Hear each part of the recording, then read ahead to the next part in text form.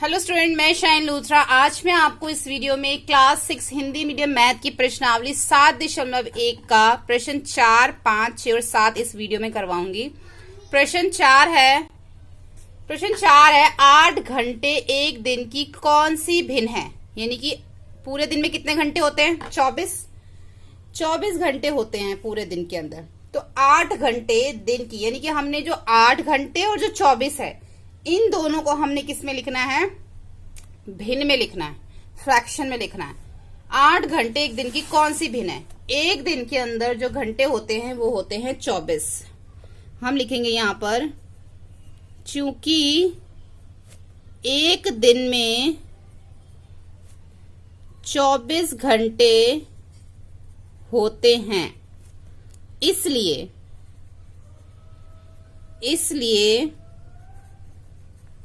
अभिष्ट भिन्न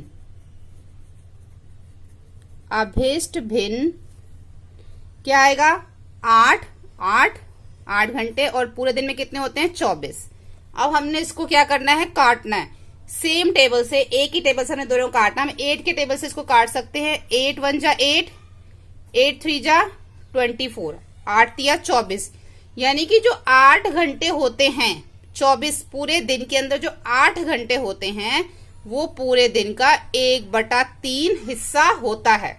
एक दिन में कितने घंटे हैं? 24, यानी कि 8 घंटे पूरे दिन के। उसका मतलब ये है कि 1/3 हिस्सा, जिसको हमने यहाँ पे भिन्न में लिखा है। हम इसको इस तरीके से भी कहेंगे कि जब दिन में 8 घंटे निकल जाते हैं तो इसका मतलब 1/3 हिस्सा जो है, जो वो हमारे दिन का हो जाता है, जिसको हमने इसको भिन्न में लिखा है। ठीक है, ये प्रश्न 4 हो गया। प्रश्न 5 देखेंगे, 40 मिनट एक घंटे की कौन सी भिन्न है?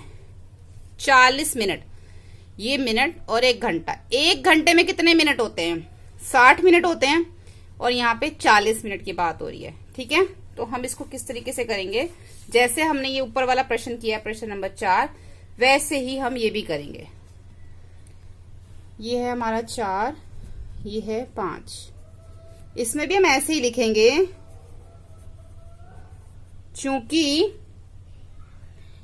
एक घंटे में 60 मिनट होते हैं,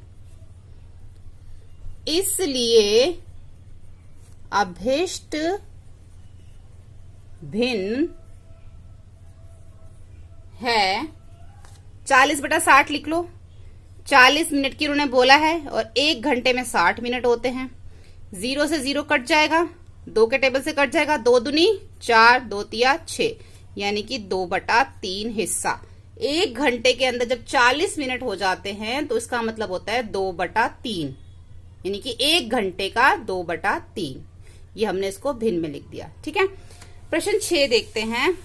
आर्य, अभिमन्यु और विवेक एक साथ बांटकर खाना खाते हैं।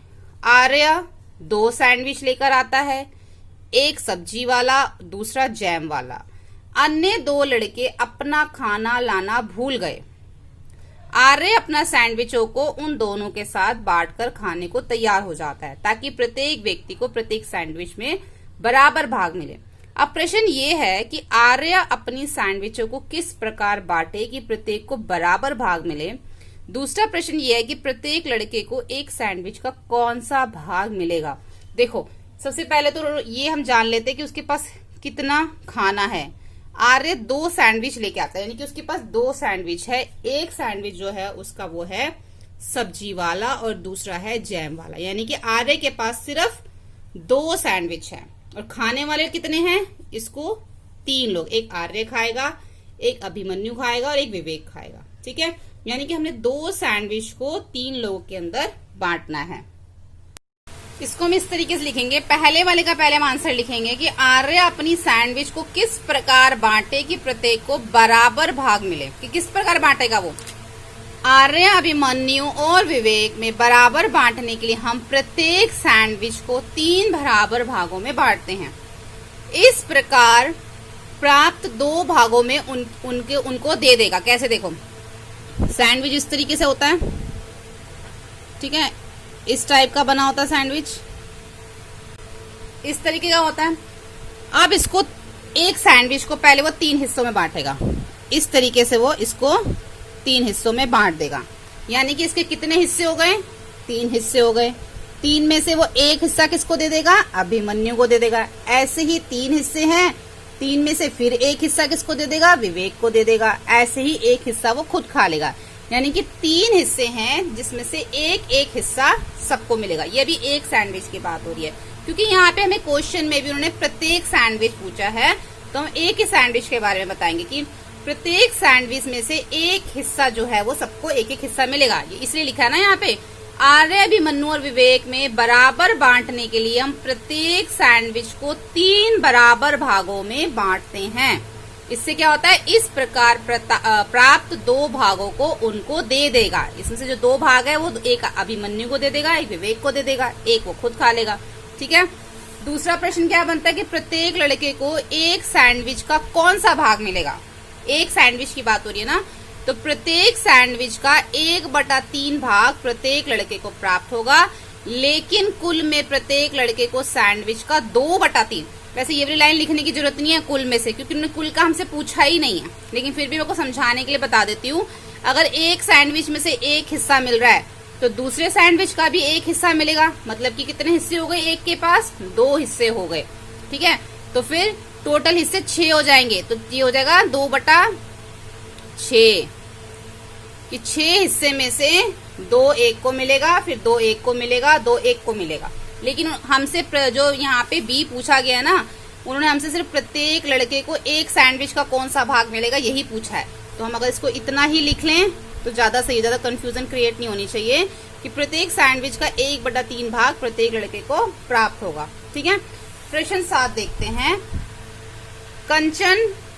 कंचन ड्रेसों को रंगती है, उसे 30 ड्रेसें रंगनी थी, उसने अब तक 20 ड्रेस रंग ली, उसने ड्रेसों के कितने भिन्न रंग ली? यानी कि हमें इसको भिन्न में बताना। ये तो हमें पता चल रहा है कि ड्रेसें 30 हैं जिसमें से उसने 20 को रंग लिया, ऐसे तो हमें पता चल रहा है, लेकिन हमें भिन्न में बताना है। ठीक है, कि कितने उसने जो है ड्रेसों को रंग लिया। तो हम इसको इस तरीके से लिखेंगे कि कंचन के पास फ्रॉकों की जो संख्या थी, या फ्रॉक लिख सकते हो या ड्रेस जो इसमें लिखा हुआ है वो भी आप इसमें लिख सकते हो, कि जो कंचन के पास ड्रेसों की जो संख्या है वो है 30। ठीक है, यहाँ पे आप लिख लो ड्रेसों की संख्या। कंचन के पास ड्रेसों की संख्या है 30 और उसने ड्रेसों को रंगा 20 ड्रेसों को उसने रंग दिया, 30 ड्रेस थे। इसको हमने भिन्न में लिखना, अबिष्ट भिन्न में। तो कितना हो जाएगा? 20/30, 0 से 0 कट गई, बचा क्या? 2/3। तो हम इसको भिन्न में इस तरीके से लिखेंगे कि उसने 2/3 जो है ड्रेसों को रंग लिया। ठीक है, बहुत ईजी है। तो यहाँ पे हमारा क्या हो गया? हमने प्रश्न 4, 5, 6 और 7 कर लिए। नेक्स्ट वीडियो में जो इसके आगे के प्रश्न है वो हम करेंगे। होपफुली आपके लिए वीडियो हेल्पफुल रहा। वीडियो हेल्पफुल लगे तो प्लीज लाइक करें, अपने फ्रेंड के साथ शेयर और चैनल को सब्सक्राइब करें। Thank you.